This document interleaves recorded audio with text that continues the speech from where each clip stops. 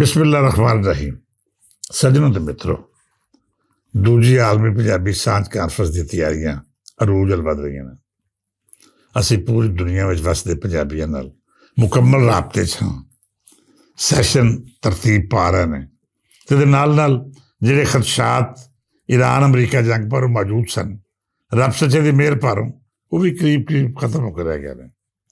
ਕੁਝ ਲੋਕ ਸਾਨੂੰ ਖਾਹ ਪਰੇਸ਼ਾਨ ਕਰ ਰਹੇ ਸਨ ਕਿ ਸ਼ਾਇਦ ਈਰਾਨ ਜੰਗ ਭਾਰੋਂ ਸਾਡੇ ਲਈ ਮੁਸ਼ਕਲਾਤ ਪੈਦਾ ਹੋਣ, ਪਰ ਬਾਅਦੋਂ ਜਦ ਅਸੀਂ ਸਾਰੇ ਹਾਲਾਤਾਂ ਦਾ ਜਾਇਜ਼ਾ ਲਿਆ ਤਾਂ ਇਹ ਗੱਲ ਸਮਝ ਆ ਗਈ ਕਿ ਮੈਨਚੈਸਟਰ ਜਾਣ ਵਾਲਿਆਂ ਨੂੰ ਰੱਬ ਨੇ ਖਾਸ ਸਹੂਲਤ ਦੇ ਰੱਖੀ ਹੈ, ਕਿਉਂ ਜੀ ਉਹਨਾਂ ਨੇ ਪੰਜਾਬੀ ਕਾਨਫਰੰਸ ਰਾਹੀਂ 5 ਦਿਨਾਂ ਵਿੱਚ ਧਰਤੀ ਦੀ ਬੋਲੀ ਦਾ ਪ੍ਰਚਾਰ ਕਰਨਾ ਹੈ। ਖੈਰ, ਇਹ ਗੱਲ ਤਾਂ ਮੈਂ ਆਜ ਰਹਿਤ ਫਰਨ ਕੀਤੀ ਹੈ।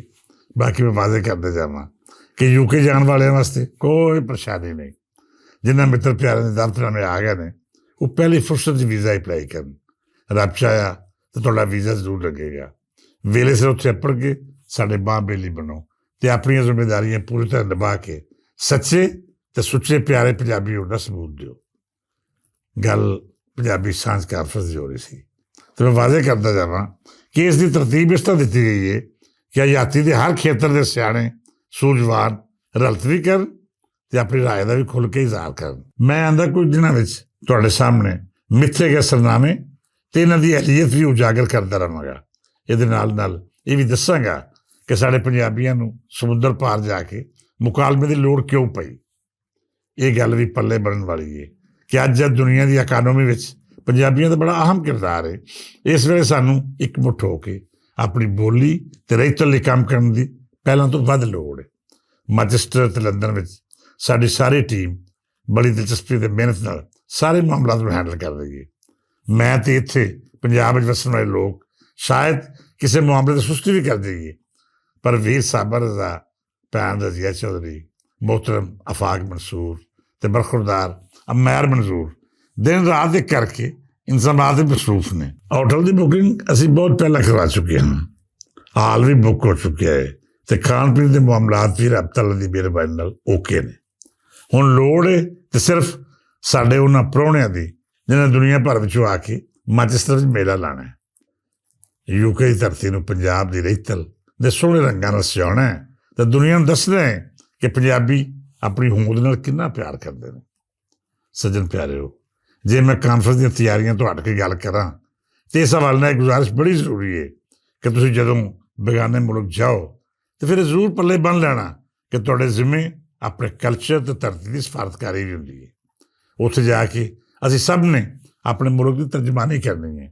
ਉਹਨਾਂ ਲੋਕਾਂ ਨੂੰ ਆਪਣੇ ਰੀਤ ਰਿਵਾਜ, ਰਸਮਾਂ ਅਤੇ ਰਹਿਣ ਸਹਿਣ ਦੇ ਨਾਲ ਨਾਲ ਮੇਲ ਵਰਤਣ ਦੇ ਤੌਰ ਤਰੀਕੇ ਵੀ ਦੱਸਦੇ ਨੇ ਔਰ ਇਹ ਤਾਸਰ ਪੈਦਾ ਕਰਨਾ ਹੈ ਕਿ ਦੇਸ਼ ਪੰਜਾਬ ਦੇ ਵਾਸੀ ਦੂਜਿਆਂ ਦੀ ਇੱਜ਼ਤ ਕਰਨਾ ਅਤੇ ਉਹਨਾਂ ਨੂੰ ਮਾਣ ਦੇਣਾ ਵੀ ਚੰਗੀ ਤਰ੍ਹਾਂ ਜਾਣਦੇ ਹੈ।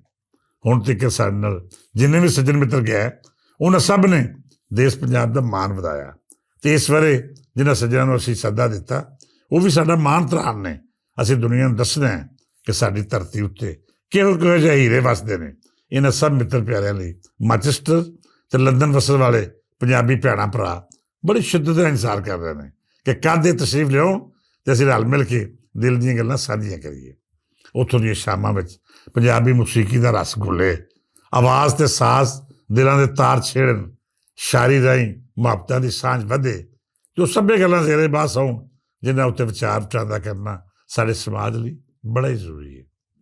ਸੋ ਬੇਲੀਓ, ਤਿਆਰੀਆਂ ਫੜ ਲਓ, ਵੇਲਾ ਬਹੁਤ ਥੋੜ੍ਹਾ ਹੈ, ਹਾਲਾਤ ਸਾਜ਼ਗਾਰ ਵੀ ਨੇ ਅਤੇ ਪੰਜਾਬੀ ਬੋਲੀ ਦੇ ਪ੍ਰਚਾਰ ਲਈ ਬਹੁਤ ਜ਼ਰਖੇਜ਼ ਵੀ।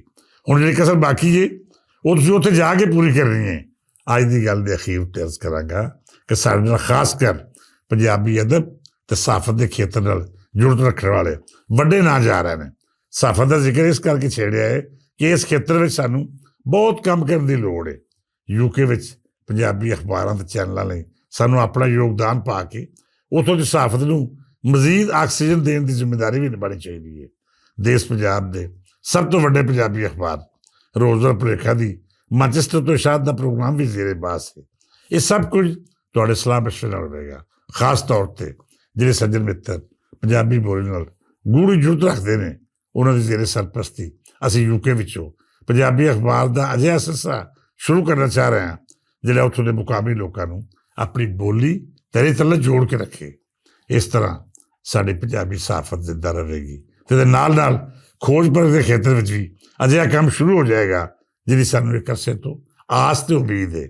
ਇਸ ਸੇ ਸਾਨੂੰ ਮਸ਼ਵਰਾ ਵੀ ਦਿਓ, ਗਾਈਡ ਵੀ ਕਰੋ, ਖਾਸ ਕਰ ਜਿਹੜੇ ਤੀਜੇ ਪੰਜਾਬ ਵਿੱਚ ਵਸਣ ਵਾਲੇ ਪੰਜਾਬੀ ਨੇ ਉਹਨਾਂ ਅੱਗੇ ਬੇਨਤੀ ਹੈ ਕਿ ਉਹ ਪੰਜਾਬੀ ਸਾਫ਼ਤ ਦੇ ਸਿਲਸਿਲੇ 'ਚ ਸਾਡੀ ਅਗਵਾਈ ਕਰਨ ਦੇ ਨਾਲ ਨਾਲ ਪੰਜਾਬੀ ਸਾਫ਼ਤ ਦੀ ਆਬਿਆਰੀ ਵੀ ਕਰਨ। ਇਸ ਦੁਆਰਾ ਇਜਾਜ਼ਤ ਦਿਓ ਕਿ ਦੁਨੀਆ ਭਰ ਵਿੱਚ ਪੰਜਾਬੀ ਬੋਲੀ ਬੋਲਣ ਵਾਲੇ ਖੁਸ਼ੀਆਂ ਮਾਣਨ, ਉਹਨੂੰ ਕਦੀ ਤੱਤੀ ਵਾਰ ਨਾ ਲੱਗੇ। ਰੱਬ ਸੱਚਾ ਉਹਨੂੰ ਚੜ੍ਹਦੀ ਕਲਾ ਵਿੱਚ ਰੱਖੇ, ਉਹ ਆਪਣੀ ਬੋਲੀ ਤੇ ਰਹਿਤਲ ਦੀ ਸੇਵਾ ਕਰਦੇ ਰਹਿਣ ਤੇ ਦੁਖੀ ਇਨਸਾਨੀਅਤ ਲਈ ਮਰਨ ਲੈ ਕੇ ਉਹਨਾਂ ਦਰਬਾਂ ਦਾ ਵਧਾਵਾ ਹੁੰਦਾ ਰਹੇ। ਅੱਜ ਲਈ ਇੰਨਾ ਹੀ। ਕੱਲ੍ਹ ਇਸੇ ਮੌਜੂ ਨੂੰ ਇੱਕ ਵਾਰੀ ਫੇਰ ਛੂਵਾਂਗੇ ਤੇ ਵਿਚਾਰ ਸਾਂਝੇ ਕਰਾਂਗੇ ਕਿ ਦੂਜੀ ਆਲਮੀ ਪੰਜਾਬੀ ਸਾਂਝ ਕਾਨਫਰੰਸ ਬਾਰੇ ਜਿਹੜੀ ਤੁਹਾਡੀ ਉਡੀਕ ਕਰ ਰਹੀ ਹੈ, ਜਿੱਥੇ ਦੁਨੀਆ ਭਰ ਦੇ ਪੰਜਾਬੀ ਇਕੱਠੇ ਹੋ ਕੇ ਪੰਜਾਬੀ ਬੋਲੀ ਦੇ ਹੱਕ ਵਿੱਚ ਗੱਲ ਵੀ ਕਰਨਗੇ, ਇਹਦੇ ਵਧਾ ਲਈ ਆਪਣੀਆਂ ਤਜਾਵੀਜ਼ ਵੀ ਦੇਣਗੇ। ਇਜਾਜ਼ਤ ਦਿਓ, ਰੱਬ ਰੱਖਾ।